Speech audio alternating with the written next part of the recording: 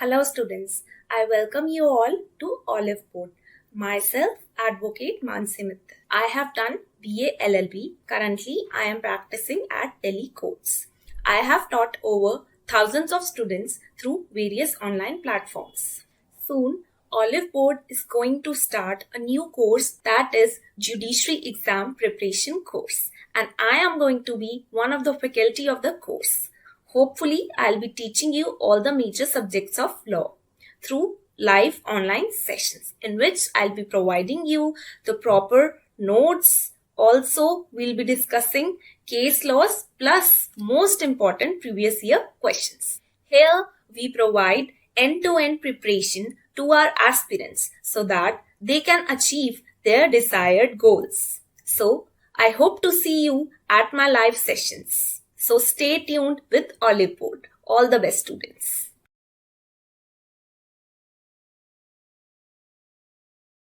Hello students, welcome to olive board.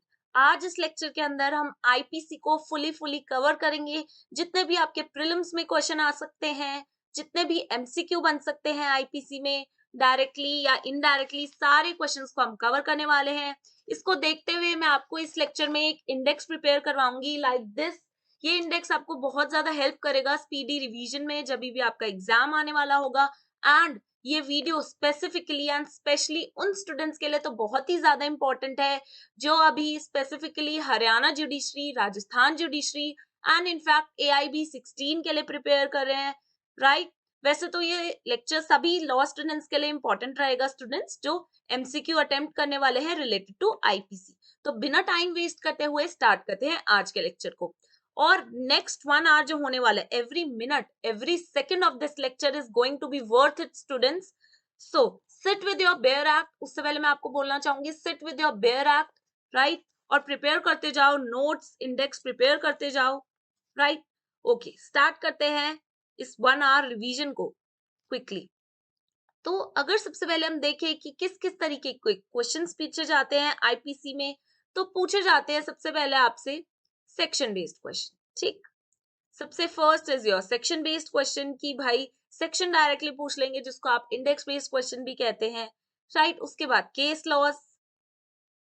Loss दे दिए जाएंगे और पूछेंगे कि भाई ये केस लॉ कौन से प्रोविजन से डील कर रहा है, तो आपको पता होना चाहिए सारे इंपॉर्टेंट केस लॉस भी। साथ ही साथ तीसरी बात जो आती है इलस्ट्रेशन भी डायरेक्टली दे दिए जाते हैं। इलस्ट्रेशन डियर स्टूडेंट्स, जो भी आईपीसी के अंदर इलस्ट्रेशन कोट किए गए हैं वही डायरेक्टली आपसे पूछ लिया चाहते हैं एज अ क्वेश्चन, ठीक, कि ये इलस्ट्रेशन किस बात से डील कर रहे हैं, कौन से प्रोविजन से डील कर रहा है आईपीसी, राइट। उसके बाद fourth and interesting, most interesting type of questions are negative question. Negative question क्या होते हैं अब, कि आपसे सीधा सीधा ये नहीं पूछेगा कि भाई सेक्शन 1 कहाँ कहाँ अप्लाई होता है, कहाँ नहीं अप्लाई होता, क्या चीजें एक्सक्लूड की गई हैं, ये पूछेगा। तो ये आपके नेगेटिव क्वेश्चन होते हैं। तो ये मैंने आपको बताया टाइप्स ऑफ क्वेश्चन जो जो पूछे जा सकते हैं, ठीक। अब बात करें आईपीसी के इंट्रोडक्शन की, डियर स्टूडेंट्स। तो आईपीसी में 23 आपके चैप्टर्स हैं, 23 चैप्टर्स, राइट, एंड 511 सेक्शंस हैं, ठीक। बात करें आईपीसी को ड्राफ्ट करने की, आईपीसी को ड्राफ्ट करने का सारा क्रेडिट सर लॉर्ड मैकॉले को जाता है, sir Lord Macaulay, right. And IPC को ड्राफ्ट किसने किया था, फर्स्ट लॉ कमीशन, राइट। उसके बाद हम सेक्शंस पे आए डायरेक्टली। अगर सेक्शंस की बात करें तो title you already know, Indian penal code, extent and operation की अगर जो हम इसके अंदर इंपॉर्टेंट बात करें हम जम्मू एंड कश्मीर की, तो पहले क्या था, Jammu and Kashmir excluded, Jammu and Kashmir पे अप्लाई नहीं होगा। लेकिन क्योंकि अब रणबीर पीनल कोड का जमाना गया, तो अब जम्मू एंड कश्मीर पे भी इंडियन पीनल कोड एप्लीकेबल होता है। कैसे, Jammu and Kashmir reorganisation act आया जिसकी 48th एंट्री है आईपीसी, किसकी, Jammu and Kashmir reorganisation act की। ये बात आपको पता होना चाहिए। Jammu and Kashmir reorganisation act में 44th एंट्री है, वो है आईपीसी। अब जम्मू एंड कश्मीर पे आईपीसी एप्लीकेबल होता है। बात रही डेट्स की, तो 1860 में आपका आईपीसी आया एंड इन फोर्स 1862 में हो गया।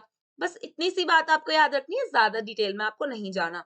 बात करें 2, 3 एंड 4 की, ये बेसिक है, आपको पता होने चाहिए as a law student. But इसमें से कोई क्वेश्चन नहीं आते, बट इनके अंदर जो इलस्ट्रेशन दे रखे हैं कई बार नहीं बोलूंगी, इनफैक्ट बोलूंगी कभी कभी उनमें से इलस्ट्रेशन पूछ लिए जाते हैं, ठीक है। और अगर एक्स्ट्रा टेरिटोरियल की बात करें तो आप सेक्शन 188 ऑफ सीआरपीसी के साथ आप इसको जेलअप करके पढ़ सकते हो, ठीक। Now 5 is not important.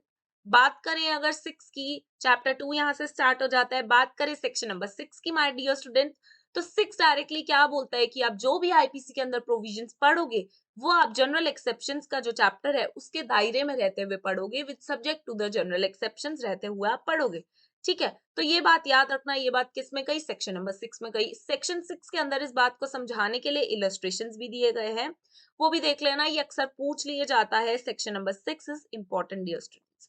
बात करें सेक्शन नंबर 8 की, जेंडर की, तो ये आपका इंडेक्स बेस्ड है, ये आपको पता होना चाहिए जेंडर, ये ऊपर ऊपर से पढ़ लेना। दूसरी बात गवर्नमेंट, ये भी ऊपर ऊपर से पूछ लेते हैं।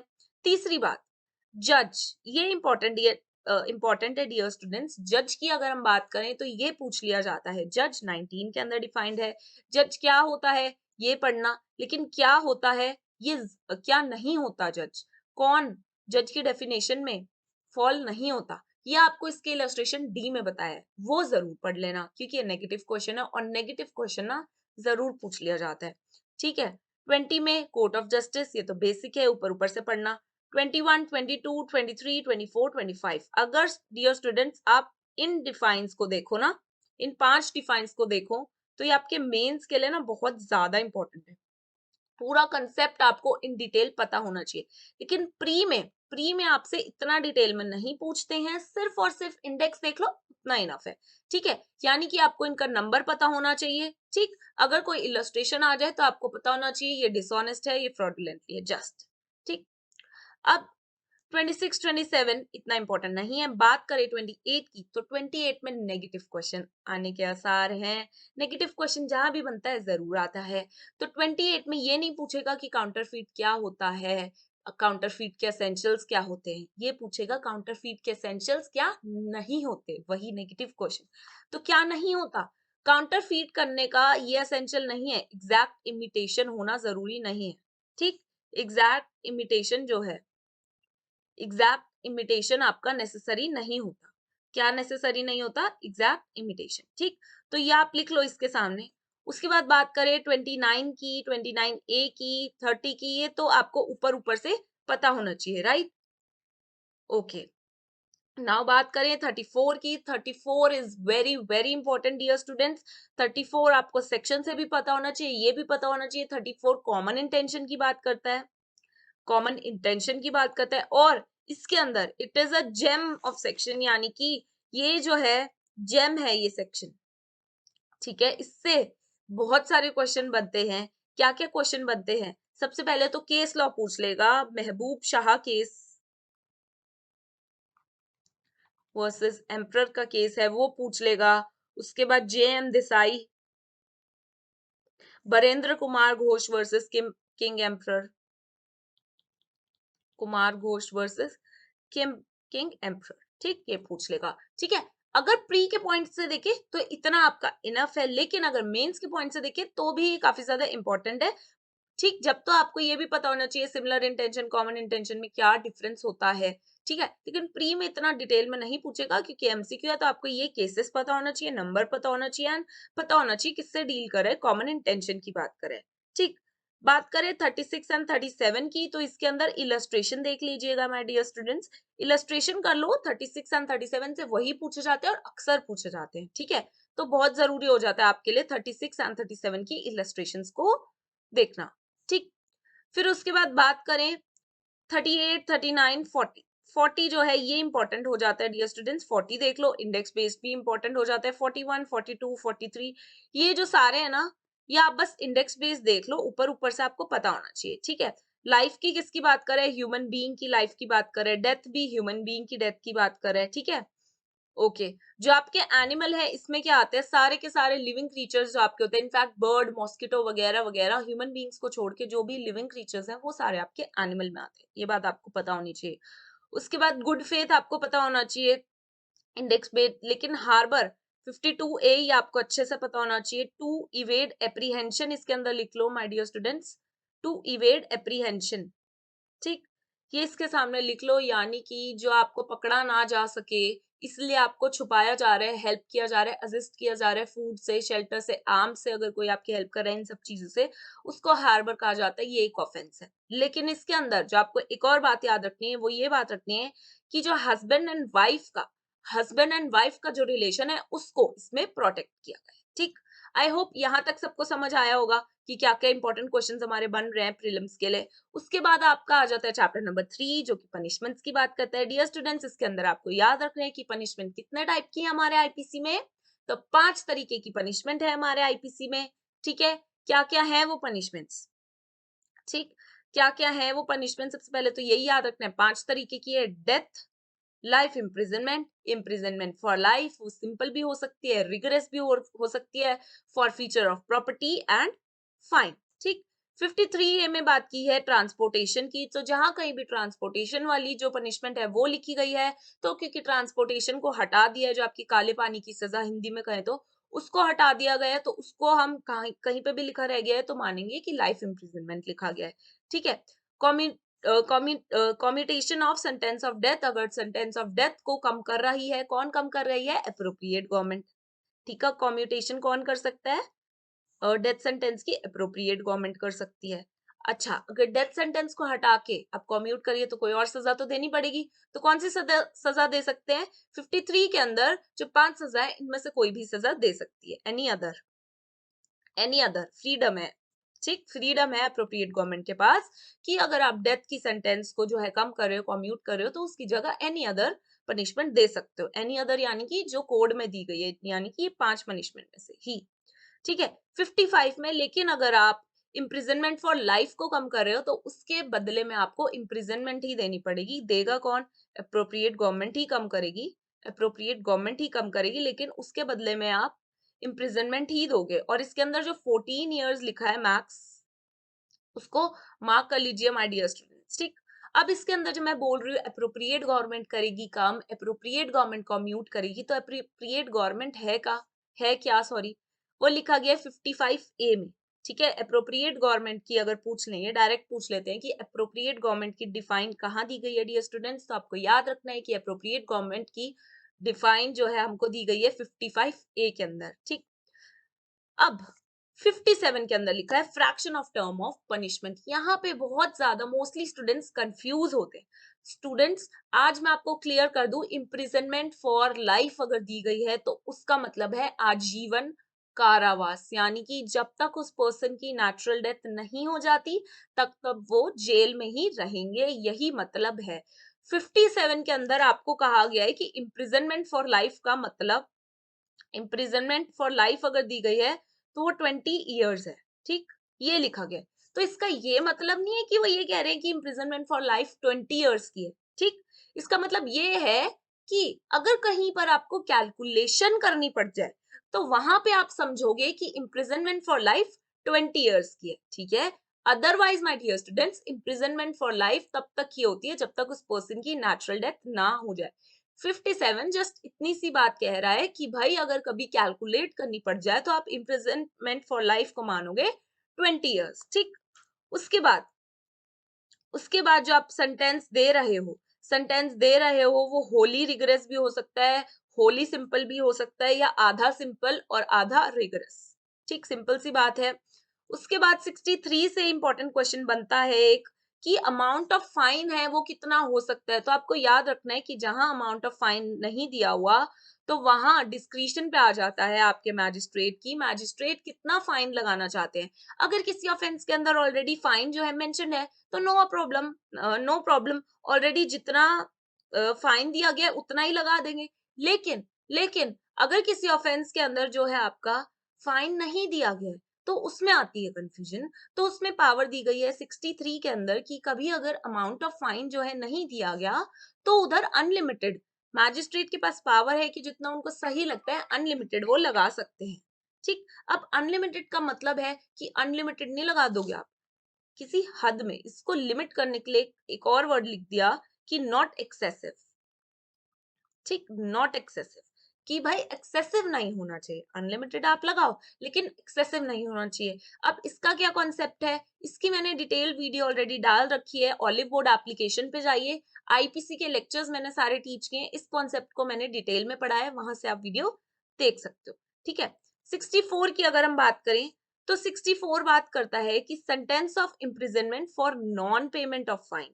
ठीक, कि भाई अगर आपने फाइन नहीं पे किया है तो आपको एक्सेस में पनिशमेंट दी जाएगी, in excess to that non payment. यानी कि अगर आपको 3 इयर्स इम्प्रिजनमेंट दी गई थी, ठीक है, और साथ में आपको 1000 रुपए का फाइन लगाया गया था, 3 इयर्स तो आपको दे ही रखी है, ठीक, और आपने 1000 रुपए का फाइन नहीं पे किया गया है, तो जो आपने 1000 रुपए का फाइन नहीं पे किया है उसके लिए आपको एडिशनल एक्सेस में इम्प्रिजनमेंट दी जाएगी। लेकिन कितनी दी जाएगी वो अलग अलग है। अगर कोई ऐसा ऑफेंस है जिसमें इम्प्रिजनमेंट और फाइन दोनों दे रखा है तो 1/4 दी जाएगी, जितना आपको उस ऑफेंस के अंदर इम्प्रिजनमेंट मैक्सिमम दिया गया होगा तो उसकी 1/4 आपको एडिशनल में for the non payment of fine आपको दी जाएगी। ठीक, यही लिखा है इसके अंदर 65 के अंदर कि अगर कोई ऐसा ऑफेंस है जिसमें इम्प्रिजनमेंट और फाइन दोनों की बात की गई है तो उस ऑफेंस के अंदर जो मैक्सिमम पनिशमेंट गिवन है ना उसका 1/4 दी जाएगी आपको। ठीक है, डिस्क्रिप्शन ईदर टाइप का हो सकता है, सिंपल, रिगरस। ठीक है, 67 में उन ऑफेंसेस की बात की गई है जहां पर सिर्फ और सिर्फ फाइन की बात की गई थी और फाइन भी नहीं पे किया गया है। 67 में ना आपको स्केल दे रखा है कि अगर 50 रुपीज तक का फाइन है, 50 से 100 रुपए तक का फाइन है, या फिर 100 रुपए से ऊपर कोई भी फाइन है तो क्या होगा। तो सबसे पहले अगर 50 रुपीज तक का फाइन है अगर, तो भाई आपको 2 मंथ्स की जो है इम्प्रिजनमेंट दी जा सकती है। 50 से 100 रुपीज तक का फाइन है तो 4 मंथ्स तक की इम्प्रिजनमेंट दी जा सकती है। एंड 100 रुपीज तक का फाइन है तो 6 मंथ्स तक की इम्प्रिजनमेंट आपको दे सकते हैं। ठीक है, फिर आगे बताया है कि गया है कि इम्प्रिजनमेंट आपकी टर्मिनेट हो जाएगी कब, जब आप फाइन पे कर दोगे। क्यों, क्योंकि इवेंचुअली आपको एक्सेस में इम्प्रिजनमेंट इसलिए ही तो दी थी ना क्योंकि आपने फाइन नहीं पे किया था। ठीक है, आई होप ये क्लियर होगा। या फिर अगर आप जितना प्रोपोर्शनल पार्ट अपने फाइन का पे कर देते हो उतना प्रोपोर्शनल पार्ट आपकी माफ कर दी जाएगी इम्प्रिजनमेंट। ठीक है, फाइन आपको कब तक भरना होगा, आपको 6 साल के अंदर भरना होगा। अपनी इम्प्रिजनमेंट के दौरान अगर आपको 6 साल तक का हुआ है तो 6 साल के अंदर भरो। या फिर अगर ऐसा होता है कि जो पर्सन को फाइन भरना था उसकी डेथ हो जाती है तब भी वो बचेगा नहीं, क्योंकि अगर उसकी कोई प्रॉपर्टी है तो उसके अंदर से हम जो उनकी प्रॉपर्टी है उनके अंदर से कट कर लेंगे उनके फाइन वगैरह जो भी है। ठीक, limit of punishment of offences made up of several offences. यानी कि ओके, अगर अब हम बात करें सेक्शन नंबर 71 की, तो section 71 says limit of punishment of offence made up of several offences, right, made up of several offences. तो इसके अंदर डियर स्टूडेंट्स आपको याद रखना है illustration A and B. Illustration A and B इसके कर लोगे, ये आपके लिए इनफ रहेंगे। इसके अंदर आपको याद होगा स्टिक वाला एग्जांपल दिया हुआ है कि ए ने जेड को स्टिक से मारा और 50 बार मारा। 50 बार मारने का अलग अलग पनिशमेंट देंगे तो वही उम्र निकल जाएगी, पनिशमेंट नहीं निकलेगी। तो हर बार जब स्टिक से मारा उसको तो एक ही उसको ऑफेंस ट्रीट किया जाएगा, एक ही एज अ हर्ट। ठीक, तो ये इलस्ट्रेशन देख लेना, ये इनफ है आपके लिए। सेक्शन 71 बात करें 72 की, तो 72 में मैंने आपको बताया था बेनिफिट ऑफ डाउट मिल जाता है अक्यूज्ड को। कभी कभी जजमेंट में अगर समझ नहीं आता, जब वो अक्यूज ने सेवरल ऑफेंस किए हैं तो उसको कौन से ऑफेंस के लिए पनिश किया जाए, तो इसका बेनिफिट डियर स्टूडेंट्स अक्यूज्ड को मिल जाता है। ठीक है, 72 याद रखना। ठीक, फिर उसके बाद बात आती है 73 की। ये काफी इंपॉर्टेंट है, यहाँ से बहुत सारे एमसीक्यू बनते हैं डियर स्टूडेंट्स, इसको ध्यान से देखिएगा। सॉलिटरी कन्फाइनमेंट की अगर बात करें, सॉलिटरी कन्फाइनमेंट पहले तो ये पूछ लेते कौन से सेक्शन में है। 73 मैक्सिमम कितने मंथ्स की मिल सकती है, कितने टाइम पीरियड की मिल सकती है। मैक्सिमम 3 मंथ्स की आप किसी पर्सन को सॉलिटरी कन्फाइनमेंट दे सकते हो। ठीक, मैक्सिमम 3 मंथ्स, ये याद रखो, ये मार्क कर लो। उसके बाद इसमें स्केल है। अगर आपको इम्प्रिजनमेंट हुई है, अगर आपको 6 महीने तक की इम्प्रिजनमेंट हुई है, किसी पर्सन को 6 मंथ्स तक की अगर इम्प्रिजनमेंट हुई है, तो उसमें से उस पर्सन को 1 महीने तक सॉलिटरी कन्फाइनमेंट में रखा जा सकता है। ठीक, किसी पर्सन को 6 महीने से 1 साल तक की इम्प्रिजनमेंट हुई हो तो उसमें से उसको 2 महीने के लिए सॉलिटरी कन्फाइन करके रखा जा सकता है। ठीक, एकांत। अगर किसी पर्सन को 1 ईयर से ज्यादा की इम्प्रिजनमेंट हुई हो तब उसको 3 महीने तक इम्प्रिजनमेंट करके सॉलिड, अगर 1 ईयर से ज्यादा की सिंपल इम्प्रिजनमेंट हुई हो, ठीक, सॉलिटरी वाली नहीं, इम्प्रिजनमेंट, नॉर्मल इम्प्रिजनमेंट उसको 1 ईयर से ज्यादा की हुई हो या 1 ईयर तक की हुई हो, तब उसे 2 मंथ्स तक के लिए, सी, ये है आपकी सिंपल इम्प्रिजनमेंट, ठीक। और और इनके सामने मैंने लिखा है सॉलिटरी कन्फाइंड, यानी कि अकेले में एकांत में उन्हें कितना रख सकते हैं, अगर 6 महीने तक की है, 6 महीने या 6 महीने तक की है तो 1 मंथ, अगर 6 मंथ से 1 ईयर के बीच है तो 2 महीने के लिए, 1 साल या उससे ऊपर की किसी भी टाइम की आपको इम्प्रिजनमेंट मिली है तो उसके अंदर आप 3 मंथ्स तक के लिए उस पर्सन को सॉलिटरी कन्फाइन करके रख सकते हो, ठीक है। यहाँ से इतने सारे क्वेश्चन बन गए आपके, राइट। नाउ अब आगे देखें तो बोलता है limit of solitary confinement. Limit क्या है सॉलिटरी कन्फाइनमेंट की, अगर आपने उसको 1 महीने सॉलिटरी कन्फाइन करना है, 2 महीने करना है, 3 महीने करना है, जो भी अभी स्केल है, जिस भी हिसाब से उसे सॉलिटरी कन्फाइनमेंट जिस भी टाइम की मिली, क्या आप उसे लगातार एकांत में रखोगे, सॉलिटरी कन्फाइन करके रखोगे, पागल हो जाएगा वो। तो लिमिट कर रखा है, आप उसे रखो, बिल्कुल रखो सॉलिटरी कन्फाइन करके, लेकिन एक छोटे छोटे इंटरवल में रखो।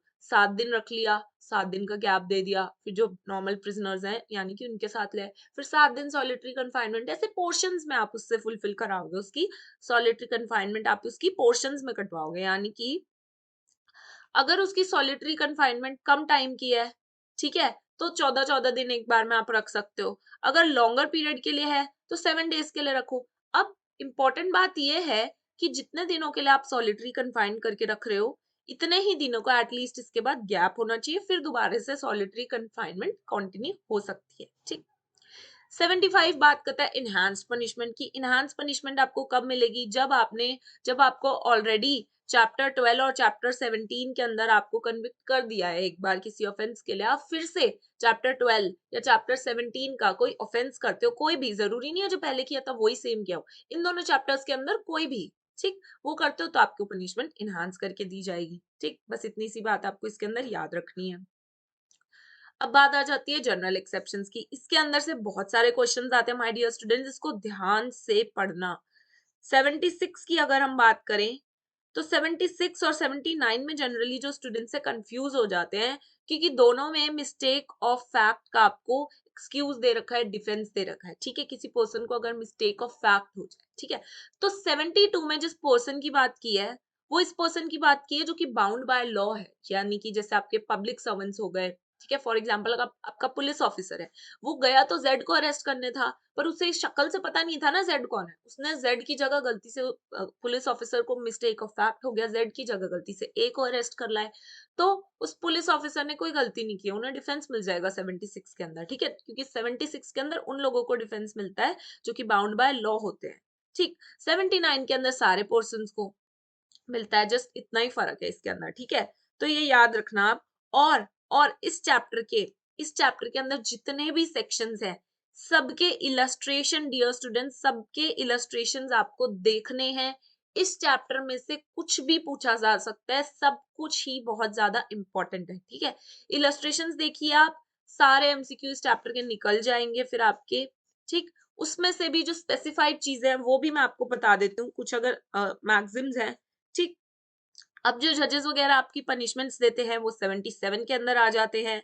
जो आपके 78 जो जजमेंट की परसुएंस में, जजमेंट को एग्जीक्यूट करने के लिए, जैसे आपके हैंगमैन्स वगैरह आ गए, जलाद वगैरह जो होते हैं, आपको फांसी देते हैं, यानी कि ये नहीं है कि उन्होंने मर्डर किया भाई, वो जजमेंट की एग्जीक्यूशन में काम कर रहे थे, उनके लिए डिफेंस है 78 का, ठीक है। 80 accident in doing a lawful act, ठीक। उसके बाद आप जाता है आपका 81। 81 आपका बात करता है नेसेसिटी क्या, इसके अंदर क्वीन वर्सेस दुदले का केस याद रखना, ठीक। क्वीन वर्सेस दुदले का केस पता होगा ना, जिसमें वो बच्चा जो होता है शिप में फंस जाते हैं तीनों लोग, उस बच्चे को, वो जो बॉय होता है उसको मरा हुआ नहीं होता, बल्कि उसको मार के खा जाते हैं अपनी जान बचाने के लिए, ठीक है। तो नेसेसिटी नोज नो लॉ का मतलब ये नहीं है कि भाई आप उस पर्सन को, कि भाई आप कल्पेबल होमिसाइड करोगे, ठीक। नाउ ओके, मर्डर करोगे कल्पेबल होमिसाइड, यानी कि वो नेसेसिटी का पार्ट नहीं है, किसी को आप होमिसाइड आप नहीं कर सकते, मानव वध आप नहीं कर सकते, ठीक है, उसको नेसेसिटी का नाम देके आप नहीं कर सकते, आपको डिफेंस नहीं मिलेगा। क्वीन वर्सेस दुदले के केस में यही हुआ था, आई होप सबको याद भी होगा, ठीक। और स्टूडेंट्स आप फॉलो भी कर सकते हो मेरे आईपीसी के lectures olive board application download करके, राइट। नाउ 82 की अगर बात करें हम, 82 और 83 ये दोनों ही चाइल्ड से रिलेट करते हैं। 82 बात करता है 7 साल तक के बच्चों की, 83 बात करता है उन बच्चों की जो अबव 7 है लेकिन अंडर 12 है, यानी कि 7 से 12 साल के, और ये 7 साल के बच्चों तक के लिए। इसमें से भी क्या पूछा जाता है वो मैंने आपको पहले भी लिखवाया था जब मैं आईपीसी के लेक्चर्स करा रही थी। इसके अंदर याद रखना कि 82 के अंदर पूछ लिया जाता है डॉली इनकेपेक्स कहाँ है, ठीक है, और क्या होता है। तो ये 7 साल के नीचे वाले बच्चे को डॉली इनकेपेक्स बोलते हैं, ठीक, और 82 के अंदर आता है। और 7 साल से 12 साल के बच्चों को क्या बोलते हैं, डॉली कैपेक्स, डॉली कैपेक्स, ठीक, ये बात आप याद रखना। उसके बाद, ठीक, उसके बाद आ जाते हैं 84 अनसाउंड माइंड वाला, जो व्यक्ति होते हैं उनको भी डिफेंस दिया गया है, ठीक है। अनसाउंड माइंड से रिलेटेड आपको कौन सा केस याद रखना है, मैकनॉटन्स केस आपको याद रखना है, मैकनॉटन्स केस, ठीक, ये बहुत इंपॉर्टेंट है, जिसमें उन्होंने प्रेसिडेंट की जगह उनके सेक्रेटरी को मार दिया था, ठीक, इससे आपका मैकनॉटन्स रूल भी आया था, फैक्टर्स डिटरमाइन करने के लिए कि वो पर्सन, उस पर्सन को अनसाउंड माइंड की वजह से डिफेंस मिलेगा या नहीं मिलेगा। ये बहुत इंपॉर्टेंट केस है डियर स्टूडेंट्स, ठीक। उसके बाद आ जाता है 85 86 इंटॉक्सिकेशन, ये याद रखना, ठीक। 86 के अंदर डियर स्टूडेंट्स, 86 के अंदर बलदेव वर्सेस पेप्सू का केस मैंने आपको पढ़ाया था, तो ये याद रखना, वासुदेव वर्सेस पेप्सू, ठीक है, वासुदेव वर्सेस पेप्सू का ये केस याद रखना 86 के अंदर, राइट। उसके बाद आगे चलते हैं 87 में, 87 में कि भाई अगर आपने अपनी कंसेंट दी है तो माना जाएगा जो कंसेंट देता है उसने कोई सफर नहीं किया, उसको कोई हार्म नहीं हुआ है, ठीक है। तो इसके अंदर लिखो वॉलंटी नॉन फिट इंजूरिया, ये मैक्सिम लिख लो, वॉलंटाई मैक्सिम लिखो 87 के अंदर,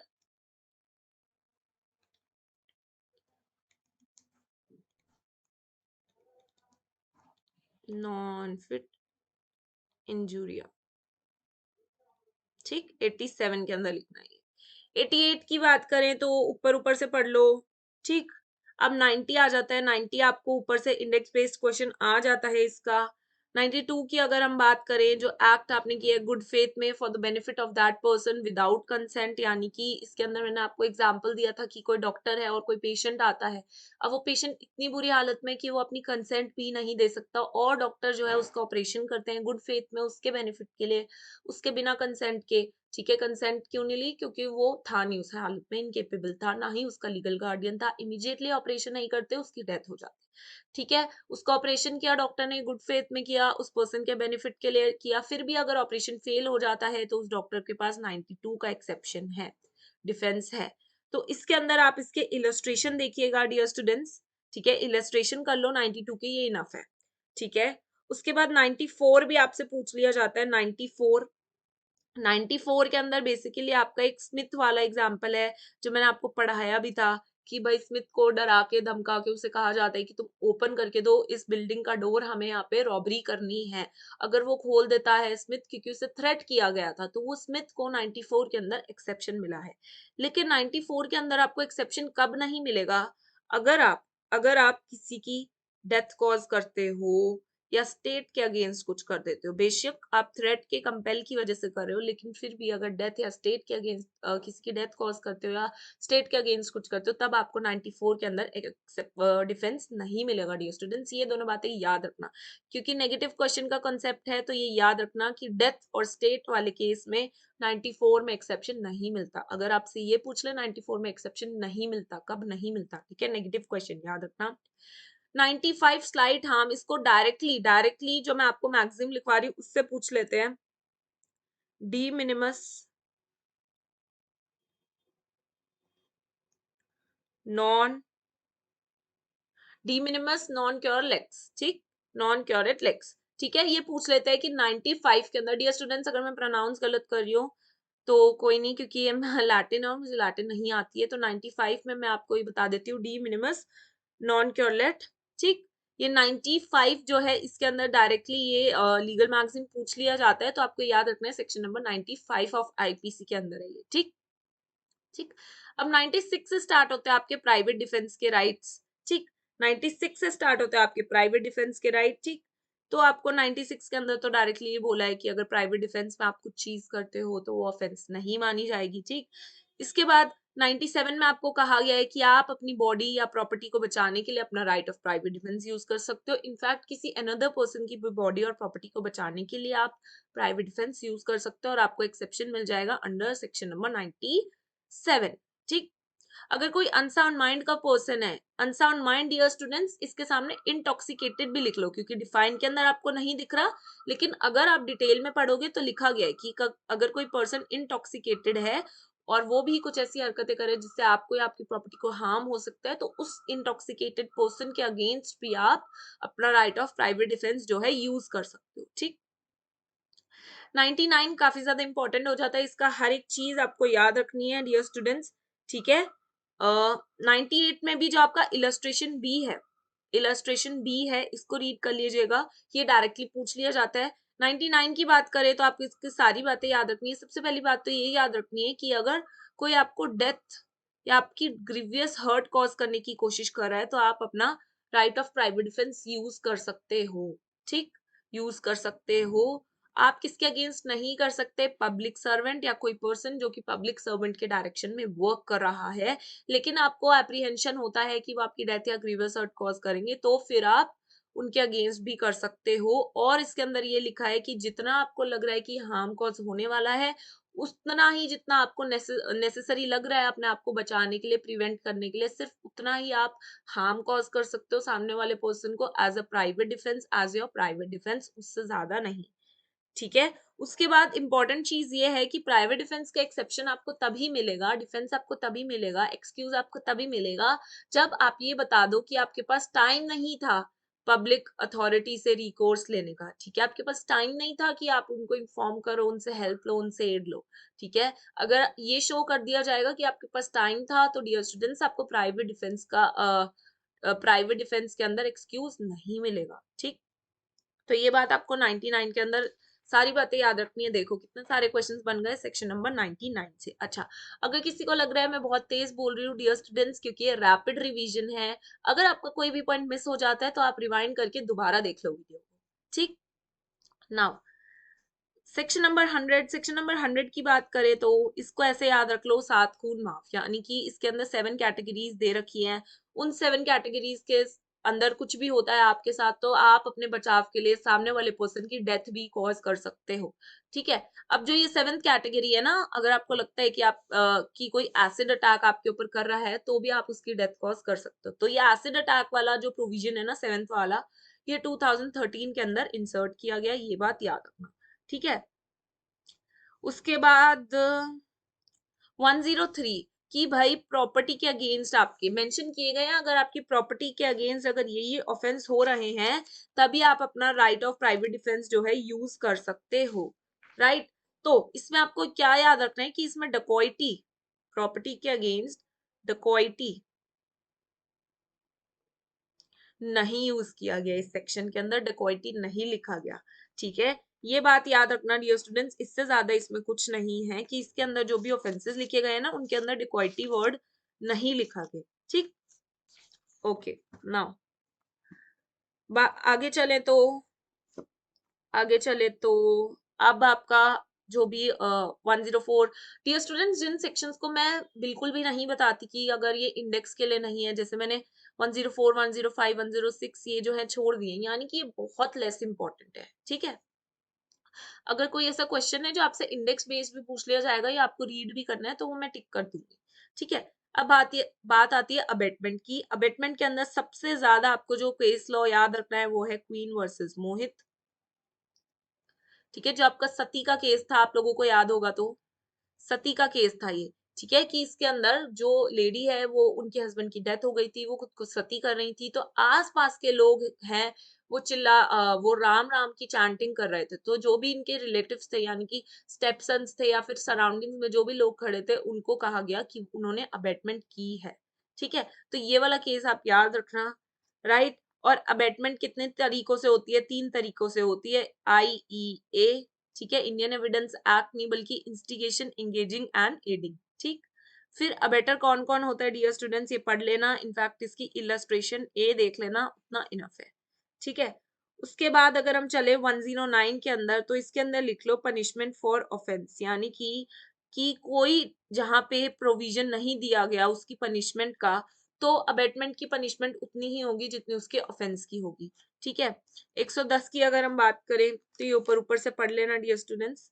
ठीक, उसके बाद आ जाओ 115 में, इसके अंदर जो इम्प्रिजनमेंट फॉर लाइफ और डेथ पनिशेबल विद, ये जो है ना इसको ऊपर से पढ़ लेना। ठीक है, इसके अंदर टाइम पीरियड दिया हुआ आपको 7 and 14 ईयर्स का प्लस फाइन। ठीक, बस आप ये टाइम पीरियड देख लेना, इतना आपके लिए इनफ है 115 में से। ठीक है, बाकी इस चैप्टर में से जो पूछा जाएगा 107, आपको मैंने बता दिया कि अबेटमेंट किन किन तरीकों से कर सकते हैं, इंस्टिगेट करके, इंगेज होके, एड करके। ठीक है, अबेटर कौन कौन होता है इसके अंदर, इलस्ट्रेशन ए देख लेना, 109 आप पढ़ लेना। ठीक है, फिर 115 में से आपको मैंने बता दिया कि खाली टाइम पीरियड देख लेना। ठीक, उसके बाद अगर हम चले 120A एंड 120B पर, 120A एंड 120B पे, इसके अंदर डियर स्टूडेंट सबसे इंपॉर्टेंट केस लॉ जो आपको याद रखना है वो है Nalini and others versus state of Tamil Nadu का केस आपको याद रखना है। ठीक, कि भाई ये क्रिमिनल कॉन्स्पिरेसी से के प्रोविजन से रिलेट करता है, राजीव गांधी असैसिनेशन केस। ठीक, 120A के अंदर अगर देखिए क्रिमिनल कॉन्स्पिरेसी के अंदर आपको क्या याद रखना है कि इसके अंदर 2 या 2 से ज्यादा पर्सन होने चाहिए। क्या करने चाहिए? वो इलीगल एक्ट के लिए अगर कर रहे हैं, या फिर कोई लीगल एक्ट करने का सोच रहे हैं लेकिन वो इलीगल मीन्स से करने का सोच रहे हैं, तो वो क्रिमिनल कॉन्स्पिरेसी के अंदर आएगा। ठीक है, उसके बाद इसकी पनिशमेंट 120B के अंदर दी हुई है। बस इतनी सी बात आपको याद रखनी है। ठीक है, आई होप क्लियर होगा। ठीक है, बात करें इस चैप्टर की तो ये खाली इंडेक्स बेस्ड इंपॉर्टेंट है, ये चैप्टर आप खाली ऊपर ऊपर से देख लीजिएगा डियर स्टूडेंट्स। ठीक है, ऑफ ऑफेंसेस अगेंस्ट स्टेट, लेकिन इसके अंदर 124A सेडिशन ये काफी इंपॉर्टेंट है। इसके अंदर आपको याद रखना है एक case Kedarnath versus state of Bihar. ठीक है, Kedarnath versus state of Bihar और 124A सीडिशन। और सीडिशन कैसे कैसे होता है, इसके अंदर जो वर्ड्स हैं वो मार्क कर लो डियर स्टूडेंट्स। वो वर्ड पूछ लेते हैं, अगर कोई पर्सन हेट्रेड फैला रहा है, ठीक है, या फिर अटेम्प्ट कर रहा है या एक्साइट कर रहा है, क्या फैलाने के लिए? डिसअफेक्शन। ठीक है, हेट्रेड, अटेम्प्ट कर रहा है, एक्साइट कर रहा है, डिसअफेक्शन, ये वर्ड्स आप 124A में मार्क कर लो। और साथ ही साथ ये केस जो है Kedarnath versus state of Bihar, ये किससे रिलेट करता है ये पूछ ले आपसे, तो आपको याद रखना है सिडिशन, या फिर ऊपर दे दे सिडिशन और ऑप्शंस में बहुत सारे केस दे दे, तो आपको याद रखना है कि सिडिशन से रिलेटेड केस है Kedarnath versus state of Bihar. ठीक है, इतनी सी बात आपको याद रखनी है। उसके बाद आगे चले तो ये जो पूरा चैप्टर है ये बिल्कुल भी इंपॉर्टेंट नहीं है। ठीक है, प्री के लिए ये सिर्फ 1 या 2 बार किसी किसी स्टेट में पूछा गया है, ये बिल्कुल भी इंपॉर्टेंट नहीं है डियर स्टूडेंट्स, टाइम मत खराब करना, ये चैप्टर को ध्यान देखिए। ठीक है, उसके बाद बात आ जाते हैं, आगे आ जाते हैं नेक्स्ट चैप्टर पे, चैप्टर नंबर 8। ये काफी ज्यादा इंपॉर्टेंट है प्रीलिम्स के लिए। 141 डायरेक्टली पूछ लेते हैं, अनलॉफुल असेंबली का सेक्शन। ठीक है, इसके अंदर ये याद रखना है आपको 5 या 5 से ज्यादा लोग होने चाहिए, उनका कॉमन ऑब्जेक्ट होना चाहिए। ठीक है, कॉमन ऑब्जेक्ट 5 या 5 से ज्यादा लोग, इस बात को याद रखना डियर स्टूडेंट्स। ठीक है, उसके बाद being member of lawful assembly, अगर लॉफुल असेंबली का आप अनलॉफुल असेंबली का आप मेंबर होते हो और आपको पता होता है, लिख लो being aware of the fact. ठीक है, पता है आपको अनलॉफुल असेंबली है फिर भी आप उसको ज्वाइन कर रहे हो तो ठीक, 143, 144 इंडेक्स बेस्ड है, इसको खाली ऊपर से देख लेना डियर स्टूडेंट्स। अब आ जाओ 146 पे, 146 पे, ठीक है। 146 डियर स्टूडेंट्स, रायटिंग का मतलब दंगा नहीं होता, दंगा होता है एफ्रे। एफ्रे 159 के अंदर दिया गया है, ठीक है। अगर राइटिंग का आप हिंदी में ट्रांसलेशन करो तो इसका मतलब होता है बलवा, ठीक है। राइटिंग क्या होता है कि कोई अनलॉफुल असेंबली है और वो वायलेंस क्रिएट कर रही है, ठीक है, तो ये आपकी राइटिंग होती है, ठीक है। पनिशमेंट फॉर राइटिंग 147 के अंदर दी गई है, इसको याद रखना, 2 years लिख भी लो, ठीक है। उसके बाद 149 के अंदर आप आ जाते हो, 149 के अंदर आ जाते हो डियर स्टूडेंट्स, इसको मार्क कर लो। Every member of unlawful assembly guilty of offence committed in the prosecution of common object, ठीक है। तो इसमें क्या वर्ड याद रखना है आपको, कॉमन ऑब्जेक्ट को मार्क कर लो, ठीक। और एक सब्सटैंटिव ऑफेंस, सब्सटैंटिव ऑफेंस, ठीक। उसके बाद आपको 153, 153 ए इंडेक्स बेस्ड है, इनको खाली रीड कर लेना। 153 बी भी इंडेक्स बेस्ड, इसको खाली रीड कर लेना। सेक्शन नंबर एंड हेडिंग आपको पता होनी चाहिए। बात आती है एफरे की, एफरे की बात आती है। एफरे होता है, अगर दंगा देखें तो वो एफरे होता है, राइटिंग दंगा नहीं होता, उसको बलवा बोलते हैं हिंदी में, ठीक है। तो एफरे के लिए दो या दो से ज्यादा लोग अगर कोई पब्लिक पीस जो है, पब्लिक पीस को है डिस्टर्ब कर रहे हैं, यानी कि पब्लिकली खड़े होकर लड़ाई झगड़े कर रहे हैं जिससे आपका पब्लिक पीस जो है डिस्टर्ब हो रहा है, ठीक है, दो या दो से ज्यादा लोग, ठीक है, तो उसको एफरे, वो एक ऑफेंस हो गया, वो एफरे हो गया। और एफरे की पनिशमेंट 160 के अंदर दी हुई है, बस ये याद रखना आपको, ठीक है। उसके बाद बात करें नेक्स्ट चैप्टर की, तो इसके अंदर भी आपको ऊपर ऊपर से देखना है, ठीक है। ये इतना इंपॉर्टेंट नहीं है, बस इसको ऊपर ऊपर से देखना है आपको। क्या ऊपर ऊपर से देखना है आपको, देखना है 166 ए, 167, 168, 170, 171, जस्ट ये देखना है आपको ऊपर ऊपर से, ठीक है। उसके बाद नेक्स्ट चैप्टर की हम बात करें तो ये बिल्कुल भी इंपॉर्टेंट नहीं है, ठीक है। इसमें बिल्कुल टाइम वेस्ट मत करो, ऊपर ऊपर से भी मत देखो चाहे तो, ठीक, बिल्कुल भी इसको तो कट ही कर दो, ठीक। उसके बाद नेक्स्ट पे आ जाए तो नेक्स्ट आपका आ जाता है 172, आपको ऊपर ऊपर से देखना है डियर स्टूडेंट्स, ठीक है। इनमें भी आपको खाली ऊपर ऊपर से देखने हैं ये, लेकिन इसमें 188 काफी इंपॉर्टेंट हो जाता है, disobedience to order duty promulgated by the public servant, क्योंकि आपके कोरोना की वजह से काफी ज्यादा इंपॉर्टेंट हो जाता है, ठीक है। ओके, और ऊपर से आपको क्या क्या पढ़ना है, 174, 174 ए, 175, 176, 177, ये जो है इनको बस आप नंबर से देख लो, इनको बस इनकी नंबर्स और एक बार रीड कर लो, ठीक है। इतना ज्यादा नहीं पूछे जाते, ठीक है। आपके 186 एंड ये इंपॉर्टेंट हो जाता है डियर स्टूडेंट्स, ये याद रख लेना, इतना डिटेल में नहीं पढ़ना ये, बट आपको पता होना चाहिए 188 और 186 किसकी बात कर रहे हैं। ये आप ऑब्स्ट्रक्ट कर रहे हो किसी पब्लिक सर्वेंट को जब वो अपनी ड्यूटी डिस्चार्ज कर रहे हैं, पब्लिक फंक्शंस आप कर रहे हैं, तो आपको 186 के अंदर जो है ये एक ऑफेंस है। 188 के अंदर है आपको पब्लिक सर्वेंट कुछ बोल रहा है कुछ करने के लिए, आप डिसोबे कर रहे हो, उसकी बात नहीं मान रहे, ठीक है, उसके ऑर्डर को नहीं मान रहे। तो ये दोनों ना आपके कोरोना की वजह से, अभी ये सब हो रहा था तो कोरोना की वजह से ये अब इंपॉर्टेंट हो जाते हैं, ठीक है, तो ये याद रख लेना। उसके बाद आ जाता है next chapter 191 giving false evidence, 192 fabricating false evidence, 193 punishment for false evidence plus fabrication, fabrication का भी यही है, ठीक। तो ये आपका ट्रियो है 191, 192, 193, इसको जरूर पढ़ लेना। पढ़ना क्या है, इसके नंबर्स देखने हैं बस, ठीक है, नंबर्स देखने हैं इनके, इन तीनों के, ठीक है। और ये याद रखना है 193 में हेडिंग में तो इसका खाली पनिशमेंट फॉर फॉल्स एविडेंस लिखा हुआ है, लेकिन इसके अंदर फैब्रिकेशन का भी जो है पनिशमेंट दिया गया है, ठीक है। इसके बाद आपको 195 ए का भी नंबर देखना है, ये भी डायरेक्टली पूछ लेते हैं, ठीक। आई होप इतना सबको क्लियर होगा और सब मार्क कर रहे होगे, इंडेक्स प्रिपेयर कर लो डियर स्टूडेंट्स। उसके बाद अब जो आपको देखना है, ऊपर ऊपर से सेक्शंस देख रहे हैं कौन कौन से, 201, 204, 209, 211, 212, ठीक, 216, 217, ठीक, जस्ट ये आपको ऊपर ऊपर से देखने हैं। उसके बाद आप 223 भी देख सकते हो जस्ट ऊपर ऊपर से, 228 ए, ठीक, ओके। 228 ए में डियर स्टूडेंट्स इसके अंदर कंसेंट की बात की है, ये याद रखना, ठीक है। अगर वो अपनी कंसेंट दे देते हैं, वैसे तो आप डिस्क्लोज नहीं कर सकते आइडेंटिटी विक्टिम की, जो आपके सर्टेन ऑफेंस यानी कि सेक्सुअल ऑफेंसेस से रिलेटेड इसमें बात की गई है, ठीक है। लेकिन अगर कंसेंट दे देता है वो विक्टिम, अपना खुद या उसके गार्डियंस है वो कंसेंट दे देते हैं, तब आप डिस्क्लोज कर सकते हो, ठीक है। ये बात इसके अंदर याद रखनी है 228A के अंदर, ठीक है।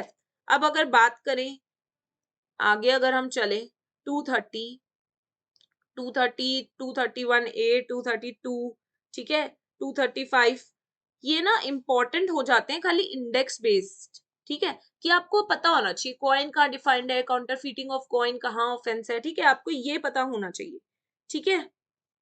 ओके, इसके बाद इसमें कुछ भी इंपॉर्टेंट नहीं है, ये 230 से 235 आप खाली ऊपर ऊपर से नंबर से आप इसको देख लो, बाकी इसके अंदर कुछ नहीं है, ठीक है। फिर उसके बाद इसके अंदर हाँ एक और सेक्शन है 255, इसको याद रखना, काउंटरफीटिंग गवर्नमेंट स्टैम्प्स भी एक ऑफेंस है, 255 के अंदर आता है, बस इतना ही देखना है, ठीक है। बाकी इसमें से कुछ नहीं देखना, ये चैप्टर तो आप काट ही दो, इसमें से तो बिल्कुल ही कुछ नहीं देखना। अब आगे चलते हैं पब्लिक हेल्थ सेफ्टी, ठीक है। ये कब इंपॉर्टेंट हो जाता है, ये पहले इतना ज्यादा इंपॉर्टेंट नहीं था, अब इंपॉर्टेंट हो जाता है कोरोना की वजह से, ठीक है। पब्लिक न्यूसेंस तो आपका इंपॉर्टेंट है ही है, ऊपर से देखना आपको 268 के अंदर आता है पब्लिक न्यूसेंस, ठीक है। उसके बाद आपके ये सारे इंपॉर्टेंट हो जाते हैं 269, ठीक है, negligent act likely to spread infection of disease dangerous to life, ठीक है, जो कि आपकी बेबी डॉल के ऊपर भी लगा था, ठीक है, सिंगर जो है आपकी, ठीक। 269, क्योंकि कोरोना के टाइम पे बिना मास्क के घूम रहे हो आप, गैदरिंग्स कर रहे हो आप, तो आप नेग्लिजेंटली एक्ट कर रहे हो, उससे आपका स्प्रेड हो सकता है, इन्फेक्शन वो है स्प्रेड हो सकता है, जो कि है डेंजरस टू लाइफ। तो 269 इंपॉर्टेंट है, अब इंपॉर्टेंट हो जाता है, जैसे कि मैंने आपको बताया कोरोना की वजह से, ठीक है। फिर उसके बाद आपको ये सारी 274 तक इंपॉर्टेंट हो जाती है, ये बस आपको ऊपर ऊपर से पढ़ने हैं, ठीक है, राइट। उसके बाद 277 पे आ जाओ, ये भी आपको ऊपर से पढ़ना है, falling water two of spreading of public spring और रिजर्वियर, ठीक है, कि आप गंदा कर रहे हो उसका पानी। 279 आप पढ़ लो, रैश ड्राइविंग आप कर रहे हो पब्लिक वे पे, ठीक है। इसके बाद आप सीधा आ जाओ 292 पे, 292 में ना हिक्लिम रूल है, हिक्लिम रूल, ठीक है। तो हिक्लिम रूल क्या है, कहाँ बात की गई है, 292 के अंदर बात की गई है, ये याद रखना, डायरेक्टली पूछ लेते हैं हिक्लिम रूल कहाँ पूछा गया है, कहाँ इसकी बात की गई है। 293 के अंदर आप याद रखना यंग पर्सन, इसके अंदर एज की क्या बात की गई है, सॉरी टाइम पीरियड की क्या बात की गई है, टाइम पीरियड 20 ईयर्स का है, ठीक है, 20 ईयर्स का टाइम इसके अंदर दिया गया है कि अगर आप सेल कर रहे हो किसी यंग पर्सन को कोई ऑब्सीन ऑब्जेक्ट्स वगैरह, तो आपको इम्प्रिजनमेंट हो सकती है 20 साल तक की, ठीक। 20 ईयर्स आपके अंदर याद रखना है। 294 आपको बस ऊपर ऊपर से देखना, ऑब्सीन एक्ट एंड सॉन्ग्स, ठीक। उसके बाद आपको कुछ भी नहीं देखना इसके अंदर। नेक्स्ट चैप्टर जो है ये भी इंपॉर्टेंट नहीं है, बस इसके अंदर एक बात इंपॉर्टेंट है, इसके अंदर नेक्रोफीलिया की बात की गई है 297 की, भाई डेड बॉडीज के साथ जो सेक्सुअल ऑफेंसेस होते हैं उनको नेक्रोफीलिया बोलते हैं, ठीक है। तो नेक्रोफीलिया 297 के अंदर बात की गई है, किसकी बात करते हैं, डेड बॉडीज जो होती है आपकी, उनके साथ सेक्सुअल ऑफेंसेस जो होते हैं उसकी बात जो है नेक्रोफीलिया, ठीक है, 297, बस इतनी सी बात आपको याद रखनी है, बाकी कुछ भी इंपॉर्टेंट नहीं है, ठीक है। अब आ जाता है आपका सबसे इंपॉर्टेंट और सबसे इंटरेस्टिंग, जिसके लिए आप वेट भी कर रहे होगे, offences affecting the human body. यहां से आपका मेजर पार्ट स्टार्ट होता है, मेजर क्वेश्चन आपके यहीं से बनेंगे, राइट। तो लेट्स स्टार्ट, ठीक है। 299 टू 300, ये जो सारे सेक्शन है 299 300 आपको नंबर से ही पता होने चाहिए, इनकी पनिशमेंट कहाँ है वो भी आपको पता होनी चाहिए, ठीक है। 302 304 ये सारे आपको इंडेक्स बेस्ड पता ही होने चाहिए। 302 तो सभी को याद होगा, क्राइम पेट्रोल देख देख के इसके अंदर है, punishment for murder, culpable homicide 304, ठीक है, डिफाइन का कर रखे है 300 में मर्डर, 299 में कल्पेबल होमिसाइड, ठीक। तो ये बेसिक क्वेश्चन है, हर लॉ स्टूडेंट को ये पता ही होने चाहिए। अब इसके अंदर अगर मैं स्पेसिफिकली बोलूं कि आपको क्या पता होना चाहिए, कल्पेबल होमिसाइड के अंदर आपका इलस्ट्रेशन है ABC, कल्पेबल होमिसाइड के अंदर इलस्ट्रेशन ABC डायरेक्टली उठा के दे देते हैं, आपको पूछ लेते हैं कि ये क्या है, मर्डर है, कल्पेबल होमिसाइड है, पढ़ रखा होगा आपने, डायरेक्टली बता दोगे कल्पेबल होमिसाइड है। तो डियर स्टूडेंट मार्क कर लो इलस्ट्रेशन ABC, ये डायरेक्टली पूछ लेते हैं। ठीक है, अब बात करें आगे की, आपको केसेस कौन कौन से याद रखने हैं इसके अंदर, तो आपको केसेस याद रखने हैं डियर स्टूडेंट्स।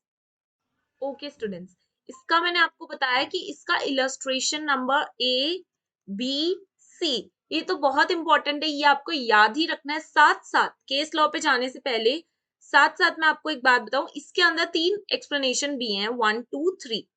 ये एक्सप्लेनेशन भी बहुत इंपॉर्टेंट है, क्योंकि डियर स्टूडेंट्स इन एक्सप्लेनेशन से ही उठा के डायरेक्टली इलस्ट्रेशन बना देते हैं और पूछ लेते हैं। ठीक है, तो आपको ये एक्सप्लेनेशन कैसे याद रखनी है, इसका ट्रिक है ATM। ठीक है, ATM, इससे आपको एक्सप्लेनेशन याद रखनी है 1 2 3। ATM क्या होता है, मतलब वो पैसे निकालने वाला ATM होता है ना। ठीक है, वो ATM, इससे याद रखना। डेथ को एक्सेलरेट करना इज A। ठीक है, किसी व्यक्ति को ऑलरेडी चोट लगी हुई है, अच्छा खासा बिस्तर पे पड़ा है, उसको और जोर से मार दिया जिससे वो मर ही जाए, तो एक्सेलरेट करना उसकी डेथ को। ठीक है, सेकेंड इज ट्रीटमेंट, यानी कि हम उसका ट्रीटमेंट कर रहे थे और स्किलफुल ट्रीटमेंट मिलता तो वो बच सकता था। ठीक है, अगर वो मर गया तो मेरी क्या गलती, तो सेकेंड इज ट्रीटमेंट। ठीक है, ये वाला डिफेंस नहीं लिया जा सकता। थर्ड इज मदर्स वूम में डेथ कॉज करना कल्पेबल होमिसाइड में आता है या नहीं आता, ये क्वेश्चन बनता है। तो ये जो इलस्ट्रेशन बेस्ड बन जाते हैं और एक्सप्लेनेशन से भी इलस्ट्रेशन बना देते हैं। ठीक, ATM इसका ट्रिक है जो मैंने आपको ऑलरेडी बता दिया है। ठीक, ठीक है, बस ये वही है, इसको याद करो और इसे ढंग से प्रिपेयर करो स्टूडेंट्स। ठीक, नाउ आई होप सबको क्लियर होगा, टिक कर लिया होगा, इलस्ट्रेशन भी एक्सप्लेनेशन भी। टॉकिंग अबाउट सेक्शन नंबर 300, ये बहुत ज्यादा इंपॉर्टेंट है। When culpable homicide is not murder, ये भी कह सकते हैं, सबसे इंपॉर्टेंट सेक्शन आ जाता है यहाँ पे। आपको इस सेक्शन के अंदर जो 1 2 3 4, ठीक, इनके साइड में एक एक पॉइंट लिख लो, इससे आपकी मुट्ठी में आ जाएगा सेक्शन नंबर 300। ठीक, तो आपको क्या क्या वो वर्ड्स लिखने हैं, फर्स्टली जो है, ठीक, 1 2 3 4, फर्स्ट के साइड में लिखो इंटेंशन। ठीक, जो फर्स्टली लिखा हुआ है उसके साइड में लिखो इंटेंशन, दूसरे के साइड में लिखो जो सेकेंडली लिखा हुआ है उसके साइड में लिखो नॉलेज, थर्डली जो थर्ड पॉइंट दिया हुआ है sufficient injury to cause injury, sufficient to cause death. ठीक है, तो सफिशिएंट इंजरी। एंड फोर्थली के नीचे लिखो इमिनेंटली डेंजरस। ठीक, इमिनेंटली डेंजरस, ये चारों चार चीजें ये आपको याद रखोगे, 300 आपका सॉर्टेड है। ठीक, ओके। नाउ अगर केसेस की बात करें तो कौन से केसेस आपसे पूछे जाते हैं, ठीक है, आई एम प्रीटी श्योर आपको पता होगा, घासीराम केस, ठीक है, versus state, R versus Govinda, one of the most important case which talks about the difference between section number 299 and 300, and the last is KM Nanavati, ठीक है, वती versus state of Maharashtra. ठीक, जो एक्सेप्शन नंबर 1 से बनता है। Also एक और सवाल है इसके अंदर, क्या क्वेश्चन है वो, snake charmer, gross negligence amounting to culpable homicide. ठीक है, स्नेक चार्मर, इसको पढ़ लीजिएगा, ये बहुत ज्यादा इंपॉर्टेंट है dear students. Gross negligence amounting to culpable homicide, snake charmer case, इसको लिख लीजिए। ठीक है, आई होप ये सारी चीजें सबने लिख ली होंगी क्योंकि ये बहुत इंपॉर्टेंट है। ठीक है, मेंस के लिए तो आपका है, प्री से भी आपके बहुत क्वेश्चंस बन सकते हैं। ठीक है, नाउ लिख लिया है ना सबने, अगर नहीं लिखा है तो कोई बात नहीं, रिकॉर्डेड वीडियो रिवाइंड करके आप लोग लिख लो। ओके, नाउ चलो अब आगे चलते हैं, इसकी पनिशमेंट कहाँ दी हुई है, इसकी पनिशमेंट देखते हैं। ठीक, नाउ 301 में आपको बस एक चीज याद रखनी है, ट्रांसफर ऑफ मैलिस। इसके सामने लिखो ट्रांसफर ऑफ मैलिस। ठीक, ट्रांसफर ऑफ मैलिस आपसे पूछ लिया जाएगा, ये डायरेक्टली पूछ लिया जाता है किस सेक्शन की बात कर रहे हैं, तो आपको याद रखना है 301 की बात करें। ठीक, अब आगे चलते हैं। ठीक, 302 punishment for murder, 303 punishment for murder. अच्छा, अब ये जो है मिट्ठू सिंह वर्सेस पंजाब का केस इसमें लिख लो, मिट्ठू सिंह वर्सेस पंजाब का केस इसके अंदर लिख लो। ये भी लिख लो कि भाई इसको अनकॉन्स्टिट्यूशनल डिक्लेयर कर दिया था। ठीक, अनकॉन्स्टिट्यूशनल डिक्लेयर कर दिया गया। क्यों अनकॉन्स्टिट्यूशनल डिक्लेयर कर दिया गया 303 को? क्योंकि इसकी लैंग्वेज ही ऐसी है 303 की। I hope students you are sitting with a bare act. अगर आप 303 की लैंग्वेज को रीड करोगे तो इसमें वर्ड यूज किया हुआ है शैल।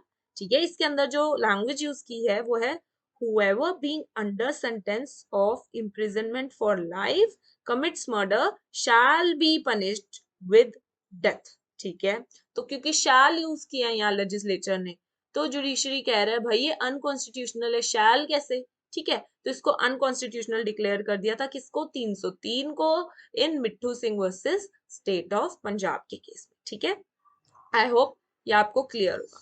ठीक, ये याद रखना, ये इंपॉर्टेंट चीज है काफी ज्यादा।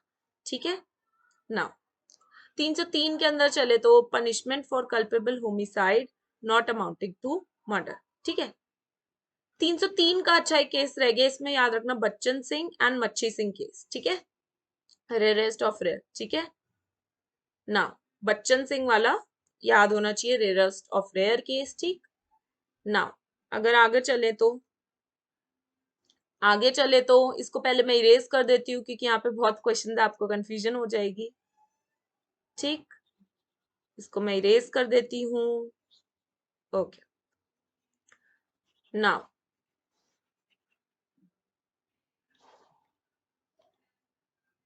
ठीक है, 304 punishment for culpable homicide not amounting to murder. इसके दोनों पैरा 1 एंड पैरा 2 ये बहुत इंपॉर्टेंट है, ध्यान से आप इसकी रीडिंग कीजिएगा। मेंस में इसके पूछ लेते हैं, मेंस में पूछ लें तो प्री में किसी भी टाइम इसका क्वेश्चन आ सकता है। ठीक है, तो इसका पैरा 1 एंड पैरा 2 आपको अच्छे से रीड करना है। Talking about 304A causing death by negligence. ठीक है, इसके अंदर मेडिकल नेग्लिजेंस भी फॉल हो जाता है। 304B, 304B ऐसा सेक्शन है, इसके अंदर से सबसे ज्यादा आपको चीजें लिखनी है। सबसे पहली जो आपको चीज लिखनी है वो लिखो बर्न्स। बर्न्स, अगर डेथ कॉज होती है बाय एनी बर्न्स, ठीक है, विद इन 7 years, वो भी विद इन 7 years मैरिज। ठीक, बाय हस्बैंड और रिलेटिव्स, और इन कॉन्टेक्स्ट टू या in preference to the demand of dowry. ये सारी चीजें आपको 304B में याद रखना है, मार्क कर लो अच्छे से, ये चीजें बहुत इंपॉर्टेंट है। सेक्शन नंबर भी पूछ लेते हैं in fact 304B। Do remember this dear students, very very important. ठीक, आगे चलते हैं 305 से, abetment of suicide of child and insane person. ये इंपॉर्टेंट इसलिए क्योंकि यहाँ पे डेथ पेनल्टी दिए हुए। ठीक है, तो इसलिए ये इंपॉर्टेंट हो जाता है 305। Abetment of suicide 306, section number याद रखो, बस ये इतना इनफ है। 307 अटेम्प्ट टू मर्डर, इसकी इलस्ट्रेशन देख लो, सारे ही इलस्ट्रेशन बहुत इंपॉर्टेंट है, ए से लेकर डी तक। ठीक है, सारे के सारे इंपॉर्टेंट हो जाते हैं। उसके बाद 308 attempt to commit culpable homicide. ठीक, डायरेक्ट इंडेक्स बेस्ड क्वेश्चन आ जाता है। ठीक है, 309 अटेम्प्ट टू कमिट सुसाइड। ठीक, इसके अंदर क्या इंपॉर्टेंट हो जाता है, वो ये इंपॉर्टेंट हो जाता है। ठीक है, पहले हमने दुबल केस देखा। ठीक है, लेकिन अब ये आपके लिए इसलिए इंपॉर्टेंट हो जाता है क्योंकि ज्ञान कौर वगैरह ये सब पहले के केस है, लेकिन 2018 में आपका ये common cause versus union of India आया, तो इसलिए 309 अब इंपॉर्टेंट हो जाता है। ठीक है, पहले हमने दुबल केस, ज्ञान कौर केस वो सब देखे, 2018 में इसका ये आया। ठीक। नाउ इसकी फिर ठग 310, ठीक है, 311, ठीक, 314 एंड 317। ये आपको सिर्फ और सिर्फ सेक्शन रीडिंग क्वेश्चन सेक्शन की रीडिंग करनी है। इंडेक्स बेस्ड क्वेश्चन आ जाते हैं नंबर से, हेड आपको जस्ट पता। हर्ट, अब देखो यहां से बहुत सारे इंपॉर्टेंट क्वेश्चंस आते हैं। क्या हर्ट में आपको पता होना चाहिए कि क्या क्या चीजें इंक्लूड की हैं, क्योंकि ये पूछ रहे थे क्या हर्ट नहीं होता। ठीक है, तो आपको पता होना चाहिए क्या हर्ट होता है। Body pain, disease and infirmity. Body pain, disease, infirmity, आपको ये पता होगा। तो चौथा वर्ड जो भी दे देंगे वो ऑड वन आउट है, वो आपको क्रॉस करना है। ठीक है, इसके अलावा इन तीनों शब्दों के अलावा कोई भी चौथा जो वर्ड आता है वो इसमें नहीं आता। ठीक है, हार्म आया या किसी भी तरीके का कोई भी और वर्ड आया तो आपको ऑड वन आउट डिडक्ट कर देना है। ठीक है, ये तीनों शब्द आपको याद रखने। ठीक है, moving further, 320 grievous hurt. Eighth point है ना, इससे क्वेश्चन बनता है स्पेसिफिकली, एंडेंजरिंग लाइफ या causing severe pain for duration of 20 days और मोर, कि भाई सिवियर पेन किसी को कॉज करो 20 दिन या 20 दिन से ज्यादा, तो ये एट्थ कैटेगरी है जहां से आपका ये क्वेश्चन बनता है। ठीक है ना, अब आगे चले तो ये जो सारे सेक्शन 321, 322, 323, 324, 325, ये आपको ऑर्डर में, ये आपको ऑर्डर में याद रखना है डियर स्टूडेंट्स। क्यों? क्योंकि अभी हमने बात की हर्ट की, फिर हमने बात की ग्रीवियस हर्ट की। ठीक है, फिर हम बात करेंगे voluntarily causing hurt, voluntarily causing grievous hurt. फिर पनिशमेंट क्या है वॉलंटरी कॉजिंग हर्ट की। ठीक है, ग्रीवियस हर्ट की पनिशमेंट 325 में है, 324 में है। डेंजरस वेपन से अगर किसी ने हर्ट कॉज किया, ठीक है, डेंजरस वेपन से किसी ने ग्रीवियस हर्ट कॉज किया, इसकी 326 में। ठीक है, 326 ए में एसिड से, by the use of acid किसी ने ग्रीवियस हर्ट कॉज किया है। 326 बी में किसी ने अटेम्प्ट किया है थ्रो करने का एसिड। ठीक है, ओके, तो आपको ऑर्डर में आपको याद रखना है। ठीक, आई होप क्लियर होगा। इसको एज अ स्टोरी याद करो, हर्ट, ग्रीवियस हर्ट, फिर ग्रीवियस हर्ट वॉलेंट्री कॉज करना, ठीक है, पनिशमेंट हर्ट की, फिर हर्ट कॉज करना डेंजरस वेपन से, फिर आपका स्टार्ट हो जाता है सिंपल वाली पनिशमेंट ग्रीवियस हर्ट की, फिर आपने ग्रीवियस हर्ट किया डेंजरस वेपन से, फिर आपने ग्रीवियस हर्ट किया एसिड फेंक के, फिर आपने हर्ट कैसे कॉज किया, अटेम्प्ट करके थ्रो करने का एसिड। ठीक है, आई होप सबको क्लियर होगा। ठीक है, ये इधर आपको इसलिए क्यों याद रखना है, ठीक है, इसके आगे लिख लो कि इसको 2013 के अमेंडमेंट से ऐड किया गया है। ठीक, और ये एसिड की बात कर रहा है, तो ये इंपॉर्टेंट है, ये आपको याद रखना है। ठीक है, 326 ए, 326 बी एसिड की बात कर रहे हैं, और इनको 2013 की अमेंडमेंट से ऐड किया गया है, और ये एसिड की बात कर रहे हैं। ठीक, अब आगे चलते हैं।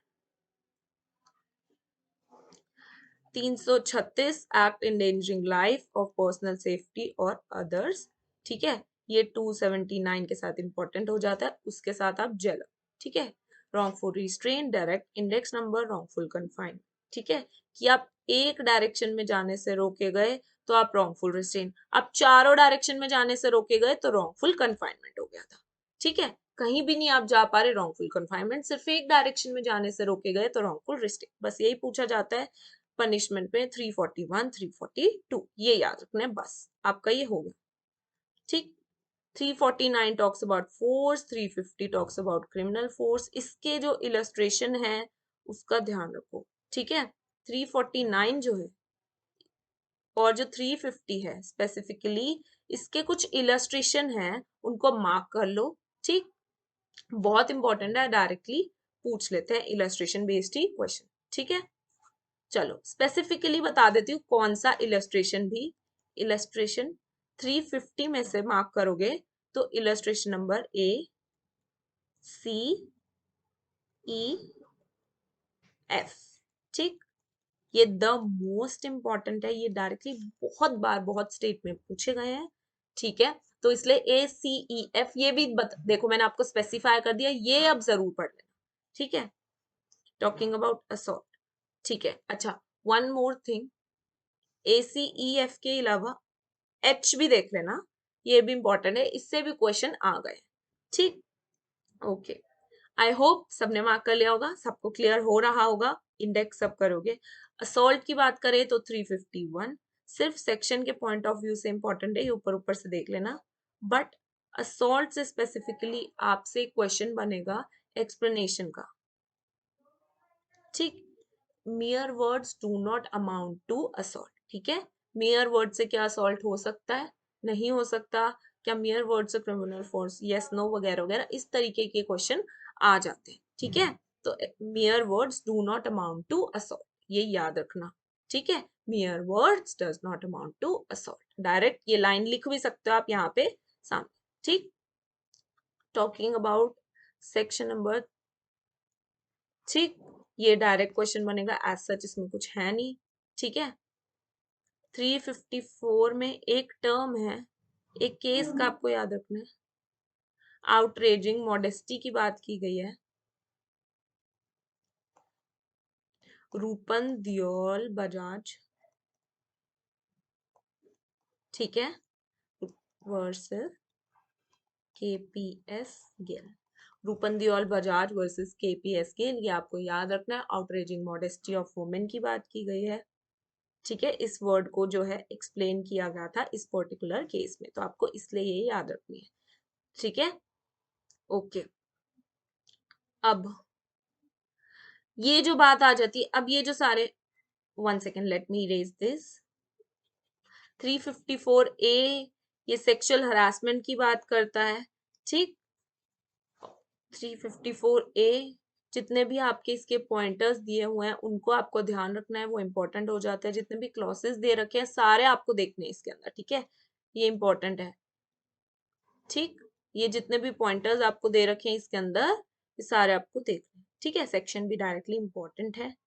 देन 354B असॉल्ट और use of criminal force to women with intention to destroy, ठीक है, यानी कि कंपेल करना किसी वुमेन को नेकेड होने के लिए इंपॉर्टेंट है, ये डायरेक्टली पूछ ले जाएंगे, ठीक है।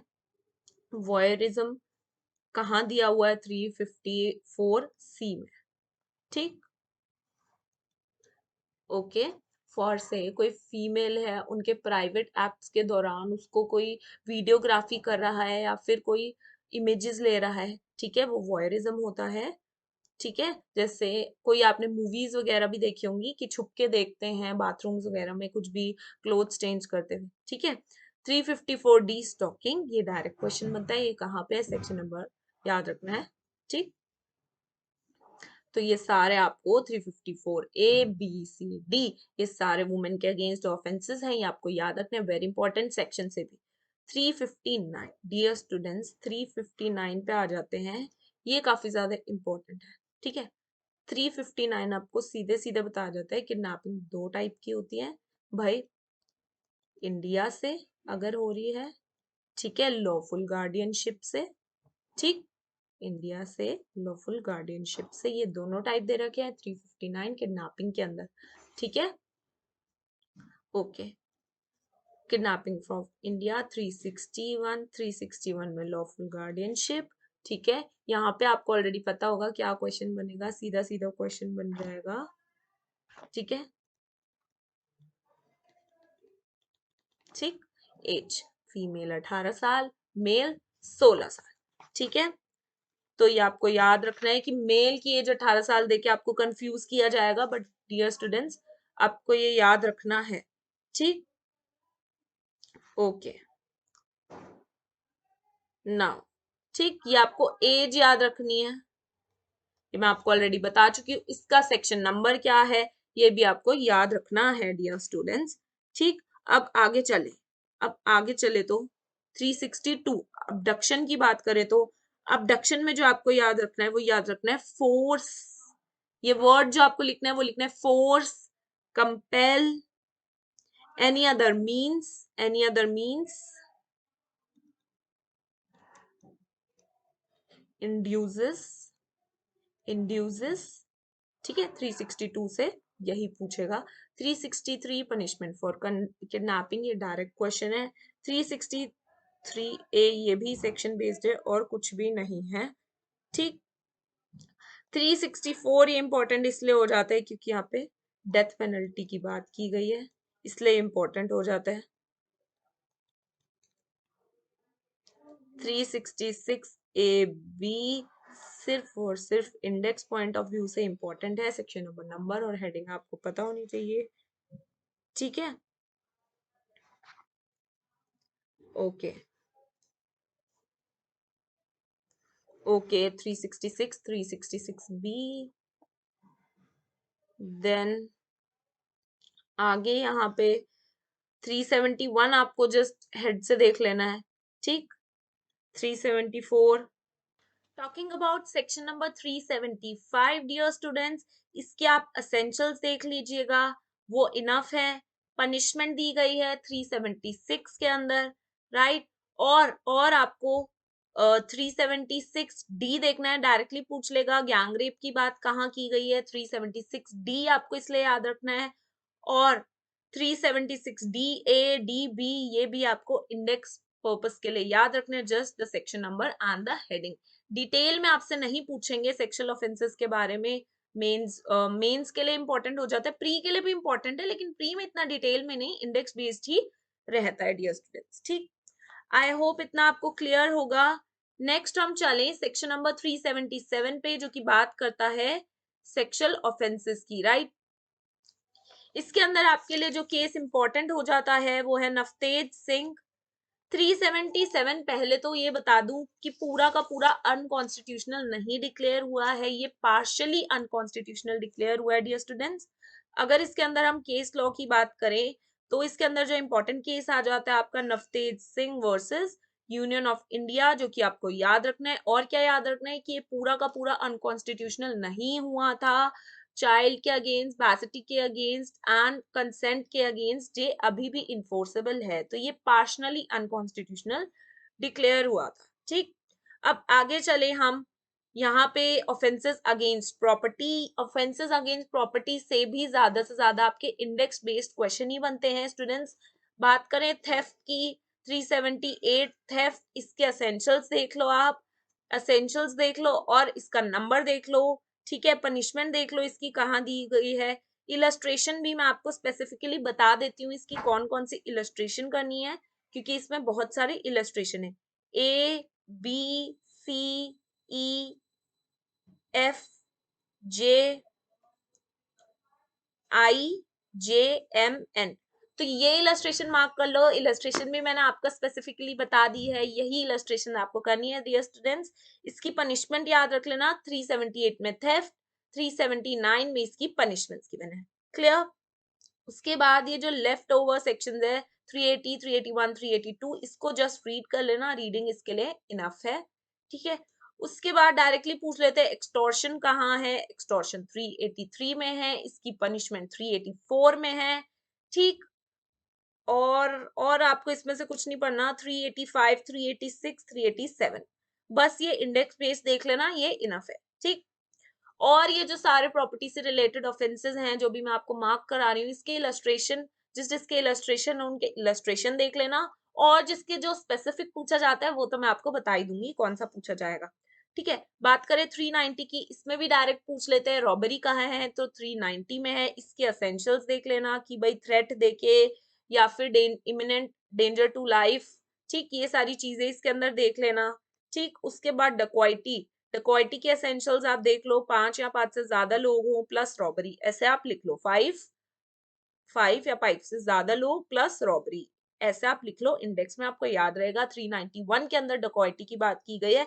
इनफैक्ट डकॉइटी करने का अटेम्प्ट भी, डकॉइटी करने की आप प्रिपरेशन भी करते हो डियर स्टूडेंट्स, तो वो भी पनिशेबल है, जो कि मैंने आपको ऑलरेडी बता दिया है आईपीसी के लेक्चर्स में, जो हम ऑलरेडी कर रहे हैं ऑलिव बोर्ड एप्लीकेशन में, ठीक। उसके बाद आपको 392, 393, 394, 395, 396, 7, 8, 9, 400 तक आपको ये सारे के सारे इंडेक्स बेस्ड पर्पस के लिए पढ़ने हैं। पनिशमेंट कहाँ दी गई है रॉबरी की 392, अटेम्प्ट कहाँ रॉबरी का पनिशेबल है 393, ठीक है, voluntary causing hurt in committing robbery 394, punishment dacoity की कहाँ है 396, सॉरी 395, 391 के अंदर डकॉइटी को डिफाइन किया गया है।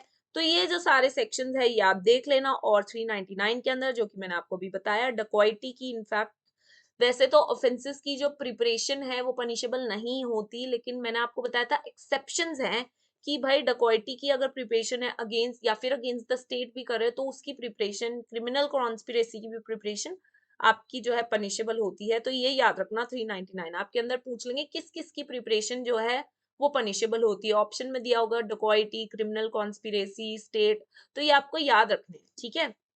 नाउ 400 तक हमने किया, 403 पे आ जाओ, 403 पे आ जाओ। 403 के अंदर डियर स्टूडेंट्स आपको क्या याद रखना है, सबसे पहले तो आपकी इलस्ट्रेशन बी आ जाती है, वो आपको याद रखनी है, इससे स्पेसिफिक क्वेश्चन पूछा जाता है। साथ साथ इसकी एक्सप्लेनेशन 2 है, उससे भी क्वेश्चन पूछा जाता है। तो दो क्वेश्चन मैंने आपको स्पेसिफिकली डायरेक्टली बता दिए हैं, सीधा इनको देखो। 403 आपका क्लियर है, ठीक। उसके बाद 404 बस आपको इंडेक्स बेस पढ़ना है, ठीक है। फिर उसके बाद क्रिमिनल ब्रीच ऑफ ट्रस्ट, इसके अंदर भी मैं आपको बता देती हूँ क्या क्वेश्चन पूछेंगे डियर स्टूडेंट्स, सीधा सीधा इलस्ट्रेशन बी एंड सी से क्वेश्चन पूछेंगे बस। 405 में आपको यही करना है, 407, 408, 409 आपको इंडेक्स बेस इसको रीड कर लो, फर्स्ट इंडेक्स बेस क्वेश्चन, इसका नंबर देख लो, हेडिंग देख लो, इनफ है, ठीक है। 410, 411 ये भी आपके इंडेक्स बेस है।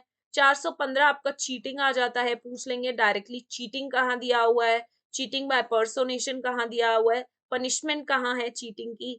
तो ये सारी चीजें आप इंडेक्स बेस देखोगे सिर्फ और सिर्फ, ठीक है। 420 में 420 में आप एक वर्ड अंडरलाइन करो, इंड्यूसिंग डिलीवरी ऑफ प्रॉपर्टी, ठीक है। इंड्यूसिंग डिलीवरी ऑफ प्रॉपर्टी, ये लाइन आपको याद रखनी है, 420 के अंदर है, ठीक। इससे ज्यादा इसमें से कुछ नहीं है। अब आगे चलते हैं मिसचीफ पे। मिसचीफ बेसिकली होता क्या है कि आपने प्रॉपर्टी को डिस्ट्रॉय कर दिया है, या जिससे कि उसकी वैल्यू जो है, या फिर उसकी जो वैल्यू है वो डाउन हो गई है, ठीक। तो ये आपका मिसचीफ है, ये लिख लो डिस्ट्रॉय और वैल्यू का एरो करके नीचे इंडेक्स पे आप ऐसे ही बनाओ। मिसचीफ के अंदर भी मैं आपको डायरेक्टली बता देती हूँ डियर स्टूडेंट्स कहाँ से क्वेश्चन पूछा जाएगा। Illustration B C D E, यहां से क्वेश्चन पूछा जाएगा, स्पेसिफाई कर दिया मैंने। उसके बाद देख लो आप इसकी पनिशमेंट 427, 428, 429, 431, ठीक। ये आप इंडेक्स बेस देखोगे, सिर्फ और सिर्फ इतना डेप्थ में पढ़ने की नीड नहीं है, ठीक है।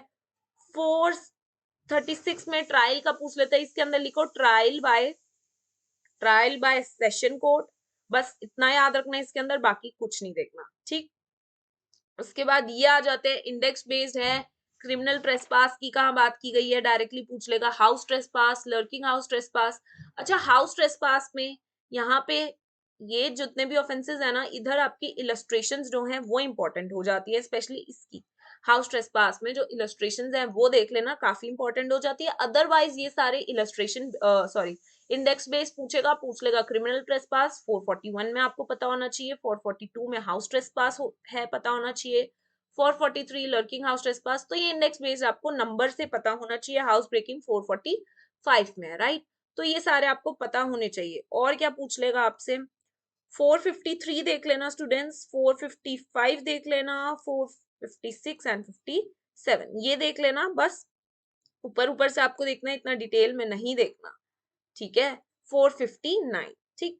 अब आगे चले तो आ जाती है फॉर्जरी, ये डायरेक्टली पूछ लेता है फॉर्जरी कहाँ दे रखा है, ठीक है। Making a false document, punishment for forgery, बस इंडेक्स बेस है, पता होना चाहिए, फॉर्जरी 463 में है, ठीक। नाउ बात करें अब 491 पे आ जाओ, बीच के ये सारे बिल्कुल भी इंपॉर्टेंट नहीं है। 491 आपको ऊपर ऊपर से रीड करना है, इंडेक्स बेस्ड, ठीक। 493 भी, 493 भी। अच्छा, अब 494 में पूछ लेता है बाइगैमी कहाँ है, तो बाइगैमी कहाँ कवर की गई है, ये बाइगैमी आपकी 494 में आती है, ठीक। बाइगैमी क्या है कि एक पत्नी के होते हुए दूसरी शादी कर ली, ठीक। तो आपका बाइगैमी हो गया, ठीक। कि भाई एक से शादी की हुई है, दूसरी शादी कर ली, ठीक। Marrying again during life time of husband और वाइफ, ठीक। भाई एक शादी हो रखी है, दूसरी शादी कर ली, यानी कि कहीं आपका एक पति है, दूसरी शादी कर ली, वाइफ है, दूसरी शादी कर ली, ठीक है, बाईगैमी हो गई आपकी, ठीक। फिर आपका 497 एडल्ट्री आपको पता होना चाहिए सीधा सीधा कहाँ है। अच्छा 495 आपको ये याद रखना है कि जो दूसरी शादी है, जैसे फॉर एग्जाम्पल मैंने आपको कहा दूसरी बीवी है से शादी कर लिया आपने, तो पहली बीवी के अगेंस्ट आपने बाईगामी किया, लेकिन दूसरी बीवी को अगर पता ही नहीं है पहली आपकी शादी हो रखी है और उसके साथ आपने धोखा किया है, तो 495 के अंदर आएगा वो। एडल्ट्री आपको याद रखना है 497 के अंदर आता है आपका, ठीक। इसके अंदर आपको जोसेफ शाइन वाली जजमेंट याद रखनी है, जोसेफ शाइन वाली जजमेंट आपको याद रखनी है, ठीक है। ये आपका डी क्रिमिनलाइज हो गया है, लेकिन ये ग्राउंड है अभी भी, एडल्ट्री एक ग्राउंड है डिवोर्स का, ठीक। It's still a ground of divorce, decriminalise कर दिया है, ठीक है। अब ये क्राइम नहीं है, पर ये अभी भी डिवोर्स का आप ग्राउंड ले सकते हो, ठीक है। तो ये आपको याद रखनी है ये बात, ठीक है। ओके नाउ अगर आगे चले 498 ए, ठीक। तो 498 भी आपको हेड बेस्ड है, ये आपको याद रखना है। अवनीश कुमार का केस आपको इसके अंदर याद रखना है, अवनीश कुमार केस इसके अंदर आपको इंपॉर्टेंट है, वो याद रखना है, ठीक है। कोई भी और क्रुएलिटी आपकी कौन सी हो सकती है, फिजिकल भी हो सकती है, मेंटली भी हो सकती है, तो ये याद रखना। और अविनाश कुमार केस 498 ए आपका डन है। 499 आपका डिफेमेशन है, ठीक है। इसके जो एसेंशियल्स है बस वो देख लेना। 499 डिफॉर्मेशन, 499 के अंदर खाली एसेंशियल्स देखना, फिर आपका ये डन है। और ये आपको नंबर भी पता होना चाहिए डायरेक्टली कि डिफॉर्मेशन कहाँ दिया है, पनिशमेंट फॉर डिफॉर्मेशन 500 में दी गई है, ठीक है। उसके बाद आपको 503 पढ़ना है, क्रिमिनल इंटिमिडेशन यानी कि डराना धमकाना धमकी देना, 503 बेसिकली यही है। 504 आपको पढ़ना है, बस इंडेक्स पेज आपको ये देखना है, 6 देख लेना, 9 और 10, ठीक। अब जिनके भी अटेम्प्ट्स की स्पेसिफिकली अगर ऑफेंसेस के अटेम्प्ट्स की आपको नहीं दे रखी कहीं पे भी पनिशमेंट, तो 511 में आप उन सबके अटेम्प्ट्स की पनिशमेंट दे दोगे। तो बस यही है, 511 इसलिए इंपॉर्टेंट हो जाता है, तो आपको इसका बस नंबर पता होना चाहिए। With this we are done with whole revision of Indian penal code. I hope students आप सबके लिए हेल्पफुल रहा होगा।